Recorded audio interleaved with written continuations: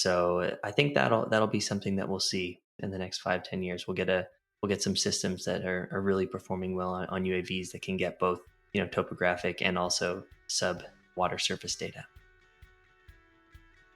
Welcome to another episode of the Mapscaping podcast. My name is Daniel, and this is a podcast for the geospatial community. My guest today is Lucas Fraser. He is the program manager for the Unmanned Systems Group at NV5 Geospatial. And today on the podcast, we're going to be talking about LiDAR. And specifically, we're going to be talking about LiDAR from drones.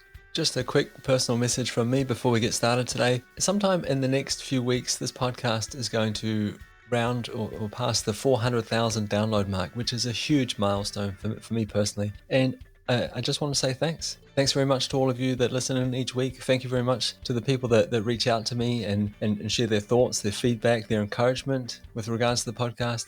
I can't tell you how much I appreciate it. I understand that there's a lot of competition for your attention.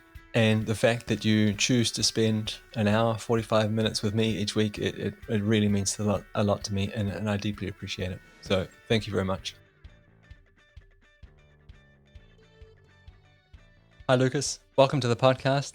Thanks very much for taking the time to do this interview with me. I really appreciate it. So today on the podcast, we're going to be talking about LiDAR scanning from drones, which is not something we've covered before. So I'm really looking forward to the conversation. Before we get into all that good stuff, would you mind just sort of briefly introducing yourself to the audience, please, and perhaps letting us know how you got involved with geospatial? Hi, yeah, Daniel. Great to be here. Thanks for having me on. I'm the program manager for the Unmanned Systems Group at NV5 Geospatial, and I actually got involved with geospatial fairly early on. So I did a geodesy and geomatics engineering program at the University of New Brunswick here in my hometown, and I kind of had the goal of becoming a land surveyor, but I think as a lot of the audience will know, it doesn't really end up working out that way. So when I graduated, I just took whatever job I could find, which ended up being at a local aerial mapping company. And I've been processing LiDAR and kind of interacting with LiDAR ever since then. I worked there for about 3 years, and then I moved on to the Unmanned Systems Group here at MB5, where I've been for about 3.5 years now. Just out of curiosity, before we jump into the basics of LiDAR and sort of move off into the conversation from there, if you had to give some advice to someone who was looking to get into processing LiDAR, what would you tell them? Like, do you need any specific skills or need to understand any specific tools? If you have some sort of formal training through university or college, that's obviously helpful. But if not, nowadays there's a lot of great resources online and Facebook groups and LinkedIn where people are talking about that stuff. So I would say to start learning about GNSS early on and INUs and kind of how those two interact together, and then about LiDAR technology, and then just start kind of reading articles and magazines. There's LiDAR Magazine and LiDAR News, and there's a lot of great stuff out there that people could start reading and learning about if they're interested. It's interesting. I was so sure that you were going to say you need to understand these 5 programming languages and this one specific tool. No, I mean I do program in Python. That's kind of a bit more self-taught, though. I would definitely say it's a huge benefit if you understand the programming languages, but it's not a necessity. Thank you very much for sharing that with us. I appreciate it. It's always really interesting to hear the perspectives of experts that are involved in the industry. Okay, so let's start with LiDAR. I'm sure that the audience has a reasonable understanding what it is and how it works. But if you were going to explain it to someone who had never heard of it before, if you were going to a cocktail party and needed to explain to people what LiDAR was, what would you tell them? Right. So if I was going to bore a bunch of people at a cocktail party, I would start by telling them that LiDAR is light detecting and ranging. People are more familiar, I think, with sonar and radar, which are similar technologies, but just, LiDAR uses light.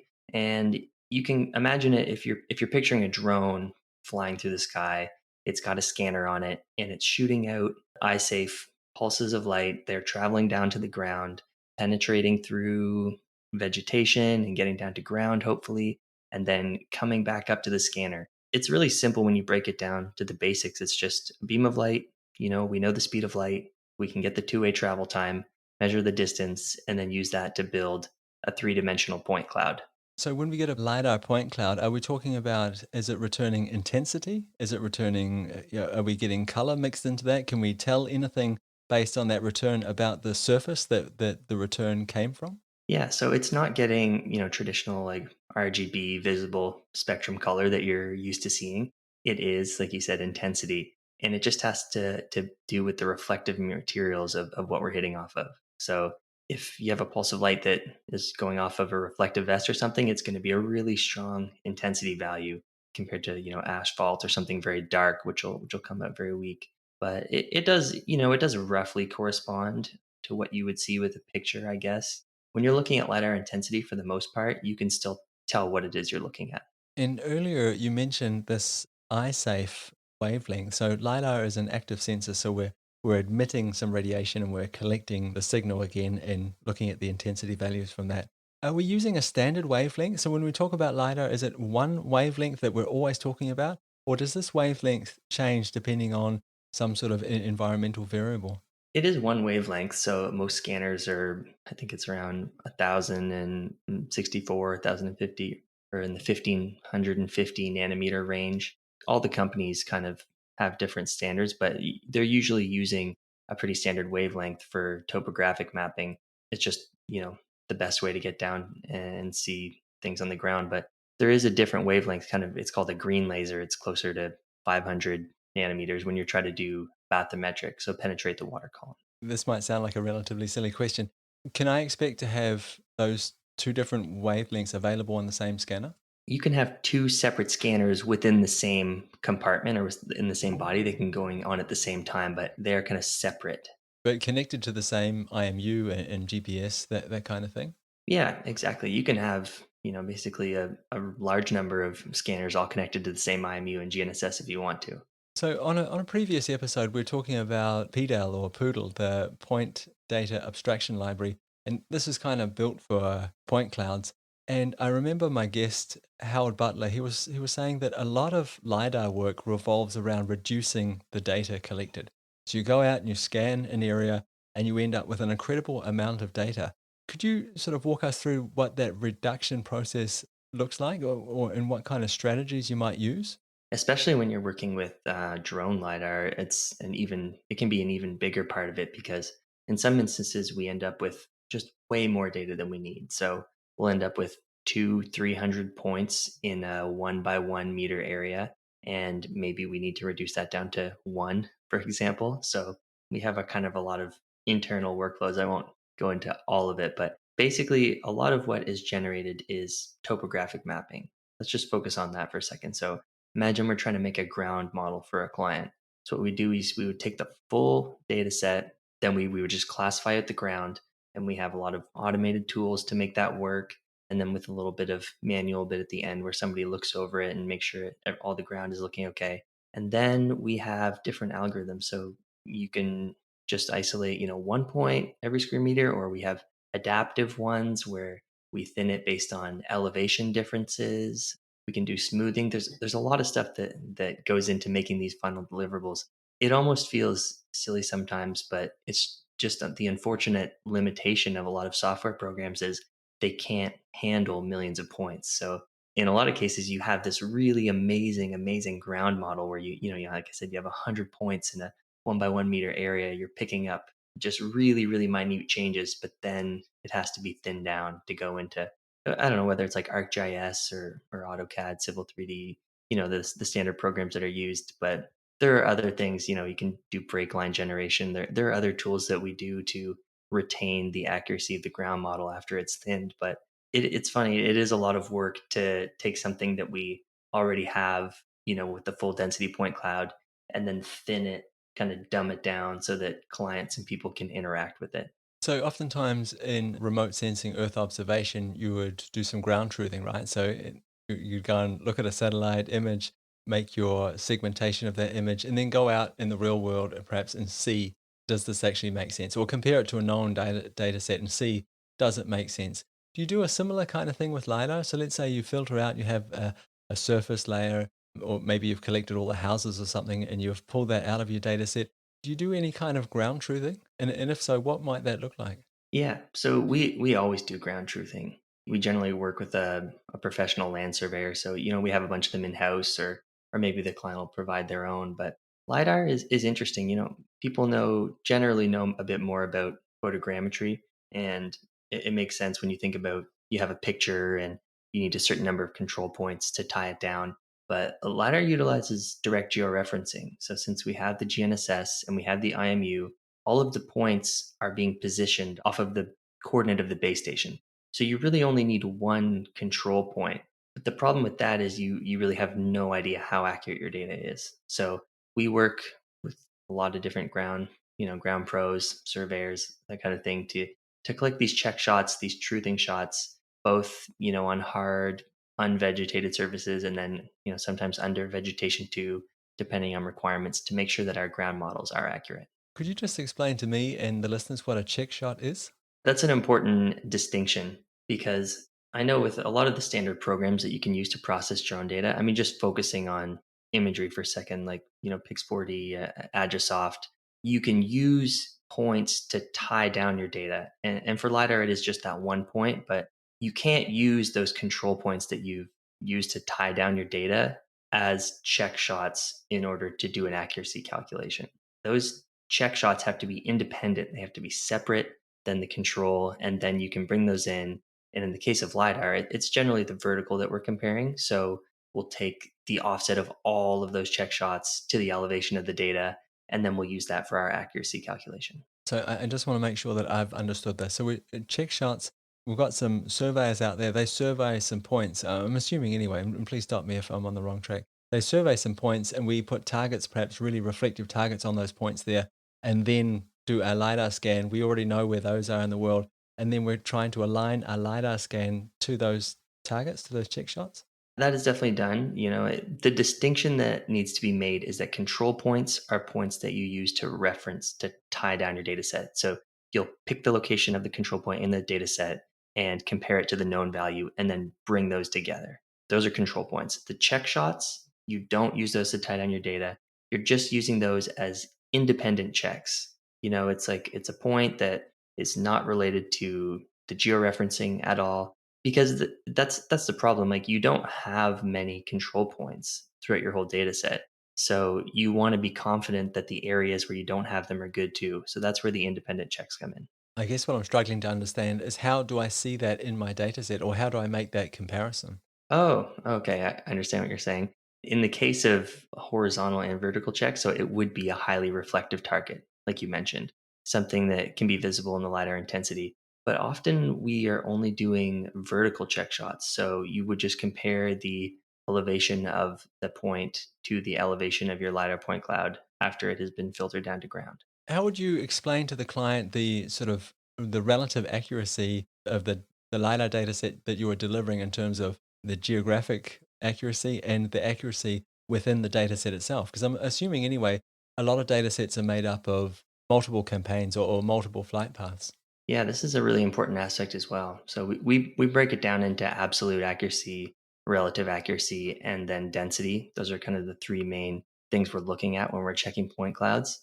And I kind of covered the absolute already. That's the control points, but it can be a problem, the relative, especially for some systems with kind of lower grade IMUs. It can be really difficult to tie the data together if it's not calibrated properly, if you're experiencing IMU drift. So basically, what we do is we take every flight line and we compare it to the flight lines right directly beside it. So we have a difference between every LiDAR flight line. And then we generate a raster with all of those differences so we can see them and then build some statistics off of that raster. Okay, that makes a lot of sense. So right at the start of the conversation, I mentioned we're talking about lidar being collected from drones. This is going to sound like a really obvious question, but I'd really like to hear your take on it. Why is it important to collect lidar from drones? Like, why not just collect it from a plane? Why not just collect it from the ground? What advantage are we seeing with drones? Yeah, I mean, to get the basis of it is just because it makes sense financially. It's not just like a CEO pet project or something that we're doing because drones are cool. Like our department, our company has planes, we have helicopters.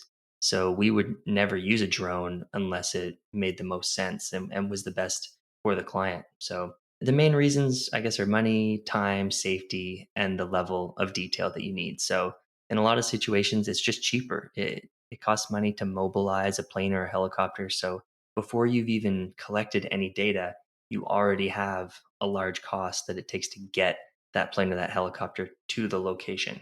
So that's a lot cheaper. For us, we can just put the drone in the back of the car and drive there, or, bring it on the plane, just like a commercial flight, and fly with it to the location. And that's usually a lot cheaper than mobilizing. Safety is an important factor too. So I guess this would be more comparing to traditional methods of collecting data on the ground. But there are some cases where you need a high level of detail. You need to be able to pick up features that you can't see because planes and helicopters are flying too high. And drones are the only way to pick that up, or to have somebody on the ground. And having somebody on the ground in a busy street in the middle of the road, there's safety concerns. And I mean, at the end of the day, it's often slower too if you're covering a large area. So those are all really great reasons for using drones as a platform to collect LiDAR, and I appreciate you walking us through that, even though I'm sure it was a bit of an obvious question to a lot of the listeners. Can we assume then that because of the cost advantage that you're talking about there, can we assume then that drone LiDAR technology has changed a lot over the last few years and is continuing to evolve? Is that the thing that's driving the price down? Yeah, it's definitely changed a lot.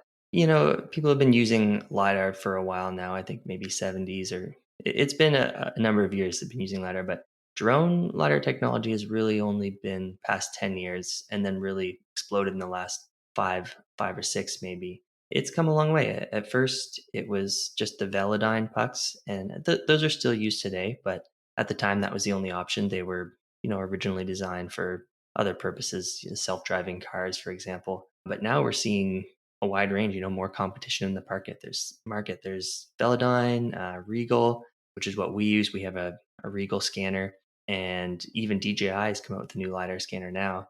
And the Regal scanner that we use actually can be flown on either a helicopter or a drone.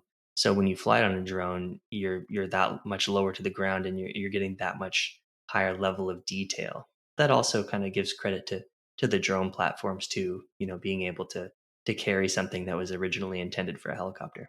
Could you give us an idea of price? Sure, there is a big range in price in the market right now, especially with the new DJI systems, and even some companies that have popped up just in the past year are offering integrations for those. So I think that you have to be able to spend at the very least the 20 to 30 thousand dollar range, and that includes the scanner, the IMU, the GNSS system, and the drone itself. So that would be the very bottom that you'd have to spend, and they can go anywhere up to a couple $100,000, which is what we spent on ours. Oh, wow. So this sounds like it's a sort of modular system. So I was assuming anyway that the IMU and the GPS system were built into the drone itself, and then it was just a matter of sort of plugging on the LiDAR sensor.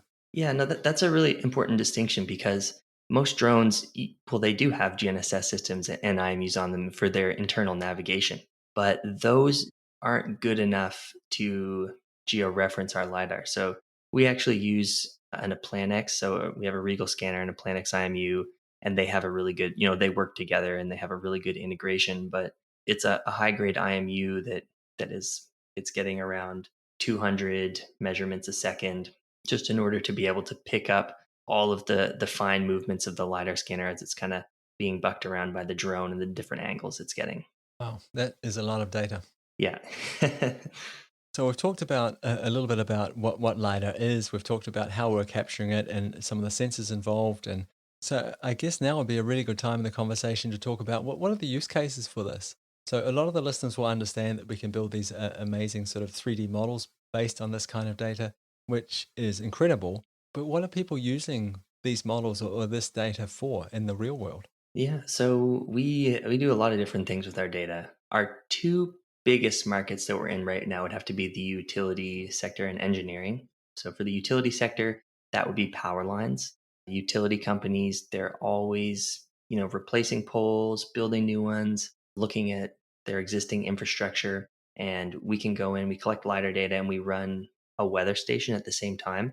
And using the LiDAR data and the weather data, they can bring it into a program called PLS CAD and calculate all of the loading, the sag, and the tension. Basically, just how different power lines, and poles are going to react under a variety of weather conditions, and how they're going to react when they add new poles down the line. So it's really interesting, and we also do. fire prevention. So the big problem in California, trees falling, lines hitting power lines, causing fires, mudslides, that kind of thing. So we can go in and collect LiDAR data and analyze it in order to determine which trees are at risk of falling on lines and areas where vegetation needs to be cleared away. For the engineering space, that's mainly just topographic mapping. So we're able to get really high level of detail with the drones.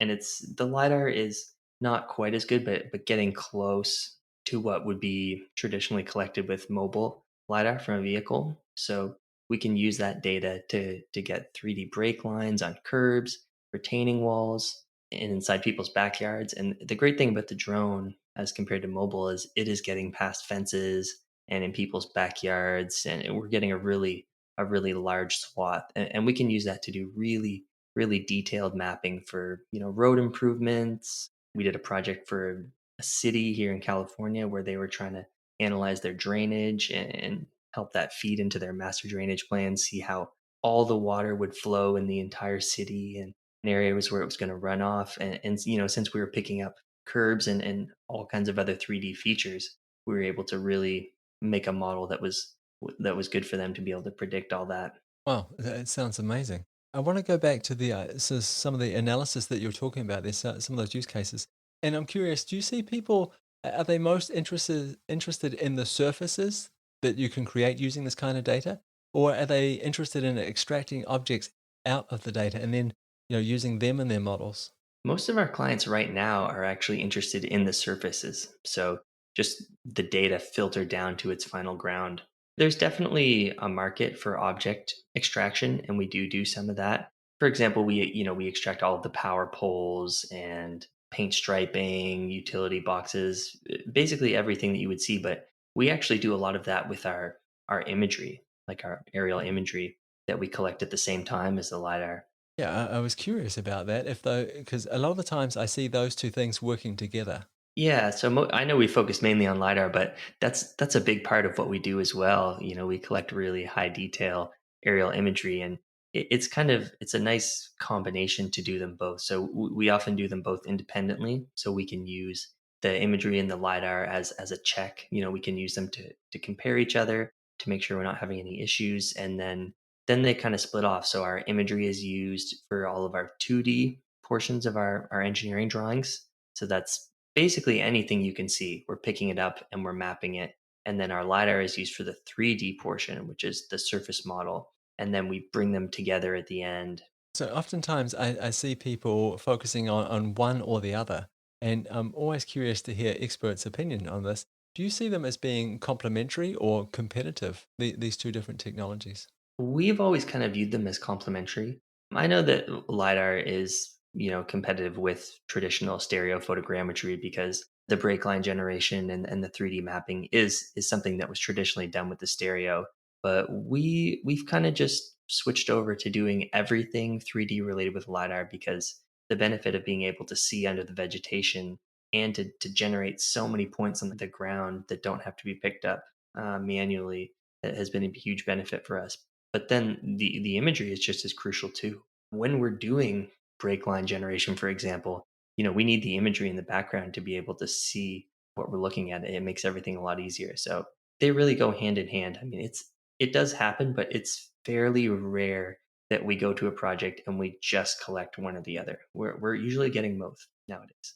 I just want to clarify here. What are you actually talking about when you talk about break line generation? So a break line is just you can think of it as a 3D polyline. At the start, I was talking a bit about how we have to thin our point clouds down because we're getting a lot of data. And let's focus on something like a curb, for example. In our LiDAR data, we are getting enough points to be able to really well, like define a curb really well. The unfortunate thing is we can't bring millions of points into let's say AutoCAD, for example. So what we have to do is we break it down into a thinned data set and then 3D polylines to represent features like curbs, retaining walls, bridges, that kind of thing. Thank you very much for clarifying that. I should have asked you earlier in the conversation. So you talked a lot about working for clients there. So and you talked about like the market pressures, what the market wanted. When a client comes to you, do they already know what can be achieved with LiDAR? Or do they just know, oh, I can generate the surface, great, that's it, I just need a surface? Or I guess the question is here, how much education is there around LiDAR as a product? Do people already know exactly what it can do? Or are you constantly needing to educate people and explain and go into depth? Or do they come to you and say, we know what we need some LiDAR, and because we know exactly these 5 products we can generate from it, and this can solve these 7 problems for us. We generally have three types of clients, I would say. So, especially our geospatial and utility clients, they know LiDAR, they know what they want already. They're like, hey, we want this data set collected and we want it done with UAVs because it needs to be this dense. And, we just go and do it. Probably one of the largest portions, all of our engineering clients, they maybe are familiar with the word, but we usually do, demos and presentations with them to kind of familiarize them with what the data set looks like and what our final deliverables look like, especially our land surveying clients, especially clients that are switching over from doing things, manually in the field with like a total station or RTK or a level. They really want to see what's going on. They don't just want to get a map from you with no idea how it was generated. So they definitely are interested, and we do a lot of education with them. And then we also have clients that don't care. They want a map. They want to see some contours on there. They don't care how it was done. Yeah, and that's fair enough. That they're just interested in the sausage, not how it was made, and that's fine. You talked earlier about the last 10 years that this has really become more available, more accessible, maybe because the technology has changed and things have gotten cheaper, maybe because the platforms have changed, maybe it's just because more people understand what it can do and therefore more demand. So sometimes when we see a technology like this show up and become more available, it pushes another technology out. Is there a technology that LiDAR is sort of pushing out, like LiDAR from drones? Is it pushing out another technology? No, I wouldn't say that. I did mention stereo photogrammetry. There's been some jobs that would have been traditionally done with that, as well as some, supplementation to get features that are under vegetation that are now being done with LiDAR. But there's a lot of work right now, and it's almost creating its own market space, I would say. Yes, we are taking a bit away from maybe the photogrammetry or maybe some work that was traditionally done with RTK, but those fields definitely still have lots to do, and there's not something that is being totally thrown out, I would say. Again, sometimes when new technologies become more accessible, other people show up as well and start using them. And let's say I had $30,000 to go and buy the drone. I'm not a drone pilot, so it's not going to happen. But let's say I did, and I got some, flight planning software. Do you think I could go out and sort of create the same kind of data, the same kind of accuracy as what you can? Yeah, I have total faith in you, Daniel. Go ahead. It's difficult. I will say it does take a while, to learn what you're doing, how to interact with these data sets. It's difficult to create a good calibrated point cloud, but from there, it's even more difficult to turn that into useful information. Most of our clients don't want an enormous point cloud just handed to them. In fact, almost none of them do. They want to be able to make something out of it, which it takes a lot of experience to be able to do that. So I will say, if you're looking to get into it, make sure you make some key hires and people with experience. The reason why I asked this question is because a lot of the times we hear about technology becoming available, and then people start throwing around this word democratization, right? We're lowering the barriers to entry. So I was just curious to what your take would be on this. If anyone can just go out and as long as you've got the money, then you can compete in the market. But it sounds like there's more to it than that. Yeah, and it totally depends on what you're trying to accomplish too. I mean, LiDAR is being democratized in a way because it exists on iPhones now and iPads. So anybody can walk around and do a quick scan with their phone. But when you're trying to produce high accuracy survey grade deliverables, or especially work for utility companies, you better know what you're doing, because if you make mistakes and if you deliver something or overpromise, there could be real world consequences, especially when you're talking about power lines and in forest fire management. Yeah, so let's stay with the idea of real world consequences for a second here. A couple of times on the podcast now, I've had guests that have referred to data as being a type of infrastructure.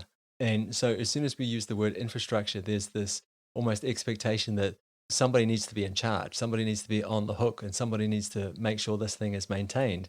because we're going to build other products, other services on top of this. Do you see this when you think about some of these models that you're creating? Like, do they go out into the public? Are they maintained and updated? Yeah, of course.